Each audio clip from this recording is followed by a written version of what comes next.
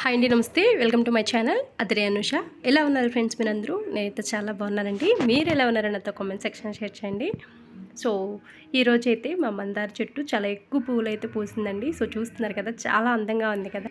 మీకు కూడా చూపించాలని చెప్పి ఈ వీడియో అయితే తీస్తాను. సో ఈరోజు మన వీడియో వచ్చేసి వంకాయ కర్రీ అండి.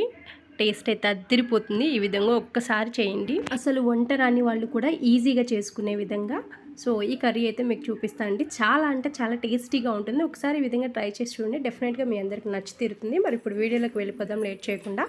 సో ఈ గిన్నెలోకి కొన్ని నీళ్ళు తీసుకుని అందులోకి సాల్ట్ వేసుకుని వంకాయ ముక్కలను అయితే ఆ సాల్ట్ వాటర్లోకి అయితే వేసానండి. అలా వేయకపోతే కనుక చేదు వచ్చేస్తుంది కర్రీ అనేది. సో నేను తీసుకున్నది వచ్చేసి ఒక పావు కేజీ వరకు వంకాయలండి. నీట్గా కడిగిన తర్వాత కోసి సాల్ట్ వాటర్లో వేసాను. ఈ కర్రీ వచ్చేసి అస్సలు వంట రాని వాళ్ళకు కూడా చాలా ఈజీగా చేసుకునే విధంగా ఈ కర్రీ అయితే చూపిస్తాను. బ్యాచిలర్స్కి అయితే చాలా బాగుంటుంది. సింపుల్గా చేసుకునే విధంగా అయితే చూపిస్తాను. స్టవ్ ఆన్ చేసి గిన్నె పెట్టి 2 టేబుల్ స్పూన్ల ఆయిల్ వేసి కొంచెం ఆనియన్ కట్ చేసి వేసాను. అలాగే 4-5 వెల్లుల్లిని దంచి వేసాను. అలాగే ఇవి కొంచెం ఫ్రై అయిన తర్వాత ఇందులోకి పోపు దినుసులు అనేవి యాడ్ చేసుకుందాము. ఇప్పుడు 1 స్పూన్ పచ్చిశనగపప్పును అయితే యాడ్ చేస్తున్నానండి. అలాగే 1/2 స్పూన్ జీలకర్ర, అలాగే 1/2 స్పూన్ ఆవాలు కూడా యాడ్ చేస్తున్నాను.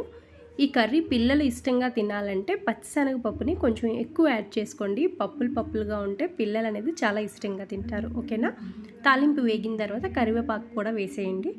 ఇవన్నీ చక్కగా వేగిపోయిన తర్వాత ఒక ఆనియన్ అయితే కట్ చేసుకొని ఇందులోకి అయితే యాడ్ చేశానండి. సో తాలింపులో మీరు వెల్లుల్లిని మాత్రం వేయటం అస్సలు మర్చిపోవద్దు. వెల్లుల్లి చాలా మంచి స్మెల్ ఇస్తుందండి తాలింపు మొత్తానికి కూడా.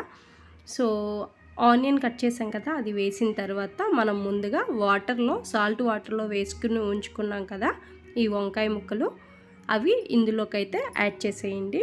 సో ఈ సాల్ట్ వాటర్లో వేసి ఉంచటం వల్ల వంకాయ ముక్కలు కలర్ కూడా మారకుండా ఉంటుంది. అలాగే చేదు ఎక్కకుండా ఉంటాయి. ఓకే కదా? ఒకసారి మొత్తం అంతా ఈ విధంగా కలిపేసుకోండి. ఆ తర్వాత మీ టేస్ట్కి తగ్గట్టుగా ఇందులోకి సాల్ట్ని అయితే యాడ్ చేసుకోండి. సో నేను వచ్చేసి 1 స్పూన్ వరకు సాల్ట్ అయితే ఇందులో యాడ్ చేస్తున్నాను. సో చూసారు కదా, సో ఇదైతే సరిపోతుంది. అలాగే ఒక 1/2 స్పూన్ వరకు పసుపును కూడా యాడ్ చేసుకోండి. సో ఈ సాల్ట్, ఈ పసుపు చక్కగా మొత్తం అంతా కలిసేలాగా ఈ విధంగా ఒక్కసారి అయితే కలిపేసుకోండి.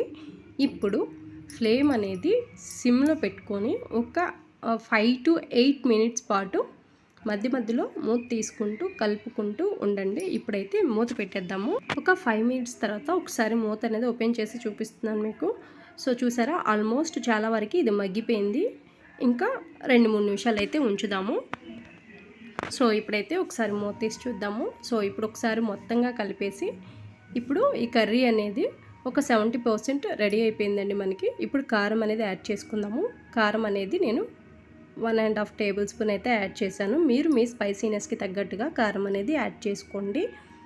సో ఈ కారం వేసిన తర్వాత ఇంకొక 5 నిమిషాల పాటు దీన్ని ఉడకనిస్తామన్నమాట. సో ఈ కారం స్మెల్ అంతా పోవాలి. మూత అయితే పెట్టొద్దు. చాలా సింపుల్గా చేసుకోవచ్చండి. ఈవెన్ చిన్నపిల్లలు వంట రాని వాళ్ళు కూడా చేసుకోవచ్చు అనమాట. బ్యాచిలర్స్కి అయితే చాలా సింపుల్గా రెడీ చేసుకునే కర్రీ అని చెప్పుకోవచ్చు. ఎక్కువ టైం అయితే పట్టదండి. జస్ట్ ఒక 10 మినిట్స్ టైం ఉంటే చాలు, ఈజీగా ఈ కర్రీని ప్రిపేర్ చేసుకోవచ్చు. సో కర్రీ మంచి టేస్ట్గా రావాలంటే మాత్రం తప్పనిసరిగా గరం మసాలా అయితే యాడ్ చేసుకోండి. ఇది వచ్చేసి ఇంట్లో చేసిన గరం మసాలా అండి. ఒక 1/2 టీ స్పూన్ అయితే నేను ఇందులో యాడ్ చేశాను. నిజంగా దూరం నుంచి మనం ఇంటి బయట ఉన్నా కూడా మంచి స్మెల్ వస్తుందన్నమాట ఈ గరం మసాలా వేయంగానే. కర్రీకి మంచి టేస్ట్ ఇచ్చేది ఇదే అని నేను చెప్తానండి. సో అలానే అంటే ఉప్పు కారాలు ఎంత ఇంపార్టెంటో ఇది కూడా అంతే ఇంపార్టెంట్ అని నా ఉద్దేశం అనమాట. ఇష్టం లేని వాళ్ళు స్కిప్ చేసుకోవచ్చు. ఇప్పటికి 95% మన కర్రీ అయితే అయిపోయింది. లాస్ట్ అండ్ ఫైనల్గా కొంచెం కొత్తిమీర వేసేసి ఒకసారి మొత్తం అంతా కలుపుకొని దింపేసేయండి. ఇంకంతేనండి. చూసారు కదా ఎంత సింపుల్గా అయితే ఈ కర్రీని మనం ప్రిపేర్ చేసామో. ఇప్పుడు స్టవ్ అయితే ఆపేసానండి. సో చూసారా ఎంత ఈజీగా ఈ వంకాయ కర్రీని అయితే మనం ప్రిపేర్ చేసుకోవచ్చు. టేస్ట్ అయితే ఇంకా ఎక్కడా కాంప్రమైజ్ అవ్వాల్సిన అవసరమే లేదండి. చాలా అంటే చాలా బాగుంటుంది. సో వేడివేడి అన్నంలో కొంచెం ఈ కర్రీ వేసుకుని తినండి. టేస్ట్ ఇంకా నెక్స్ట్ లెవెల్ అనమాట. సో వంట నేర్చుకునే వాళ్ళకి మాత్రం చాలా సింపుల్గా అర్థమవుతుంది. చాలా పర్ఫెక్ట్గా వస్తుంది ఈ విధంగా ఒకసారి ట్రై చేస్తే. సో ఫ్రెండ్స్, ఈ వీడియో అయితే మీ అందరికీ యూస్ఫుల్ అవుతుందని అనుకుంటున్నాను. ఈ వీడియో మీకు నచ్చితే లైక్ చేయండి, షేర్ చేయండి. అలాగే తప్పకుండా మన ఛానల్ని సబ్స్క్రైబ్ చేసుకోండి. Thanks for watching.